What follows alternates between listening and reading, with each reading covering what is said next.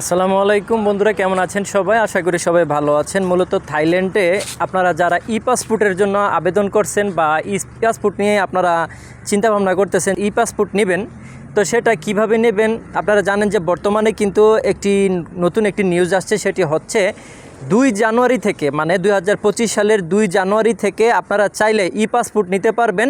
সেটি কিভাবে? সেটি আপনারা আপনাদের যে এমআরপি পাসপোর্ট হাতে আছে, সেই এমআরপি পাসপোর্ট যদি আপনার হাতে নাও থাকে বা আপনারা যদি জমা নাও দেন, তাহলেও কিন্তু আপনারা বাংলাদেশ থেকে ই পাসপোর্ট নিতে পারবেন।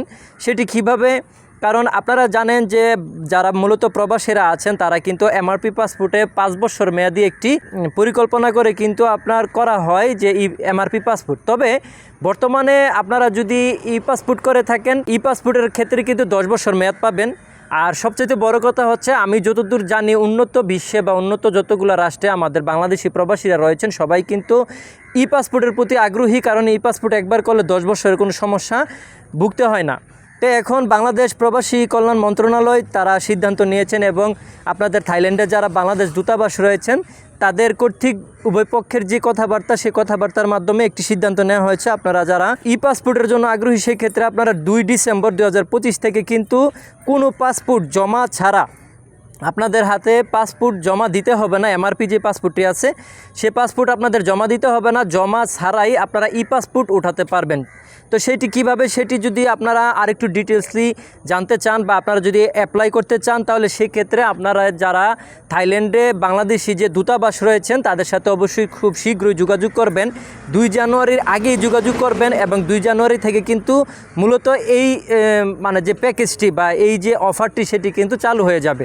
তো আমি মূলত আজকে আপনাদেরকে জানানোর চেষ্টা করেছি যে মূলত যারা থাইল্যান্ডে অবস্থানরত রয়েছেন, আমাদের যারা বাংলাদেশি প্রবাসী, তাদের ক্ষেত্রে ই পাসপোর্ট যদি আপনারা নিতে ইচ্ছুক থাকেন এবং আপনার নাম, ঠিকানা, ডেট, আপনারা জানেন যে ই পাসপোর্ট নিতে হলে কিন্তু স্পেশালি আপনার যে বার্থডে ডেটগুলো, আপনার যে নাম, ঠিকানা বা আপনার যে পরিচয়পত্র, ন্যাশনালিটি যতগুলো ডিটেলস আছে, সেই ডিটেলসগুলো কিন্তু প্রত্যেকটি পেপারসের সাথে অ্যাডজাস্ট থাকতে হবে। সেই ক্ষেত্রে কিন্তু আপনি ই পাসপোর্টটি নিতে পারবেন। তবে শুধু এতটুকুই আপনাদের জন্য বাংলাদেশ প্রবাসী কল্যাণ মন্ত্রণালয় একটু সুবিধা দিয়েছে, সেটি হচ্ছে যে আপনারা ই পাসপোর্ট অবশ্যই সংগ্রহ করতে পারবেন। এমআরপি পাসপোর্টের এই ক্ষেত্রে প্রয়োজন হবে না।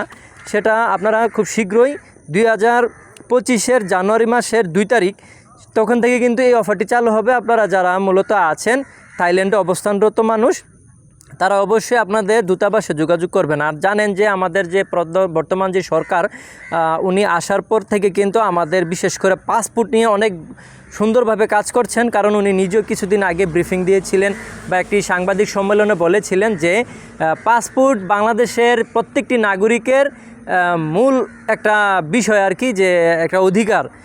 তারা পাসপোর্টের জন্য পাসপোর্ট অফিসে এসে ঝামেলা করবে, সমস্যা হবে, অনেক দিন পর্যন্ত ভোগান্তিতে থাকবে। তো এই বিষয়টি নিয়ে উনি নিজেও ব্যক্তিগতভাবে খুব পছন্দ করেন না। তো আমি এতটুকু বলতে পারি, যারা থাইল্যান্ডে অবস্থানরত রয়েছেন, আপনারা ই পাসপোর্টের জন্য যদি আগ্রহী থাকেন, 2 জানুয়ারি 2025 থেকে আপনারা এমআরপি পাসপোর্ট ছাড়াই আপনারা অ্যাপ্লাই করে নিতে পারবেন। তো সেটি কীভাবে নেবেন আমি স্পষ্টভাবে বলে দিছি। আপনারা অবশ্যই থাইল্যান্ডের যে বাংলাদেশ দূতাবাস রয়েছেন তাদের সাথে যোগাযোগ করবেন। 2 জানুয়ারি থেকেই এই অফারটি আপনারা পাবেন, এই প্যাকেজটি আপনারা পাবেন। তো আশা করি আজকে বিষয়টি বুঝতে পারছেন। যদি ভালো লেগে থাকে তাহলে অবশ্যই আমাদের চ্যানেলটিকে লাইক, কমেন্ট, শেয়ার করবেন। আর স্পেশালি মুস্ট্রিট পোর্টালে আমাদের চ্যানেলটিকে সাবস্ক্রাইব করবেন। সবাই ভালো থাকবেন। টাটা।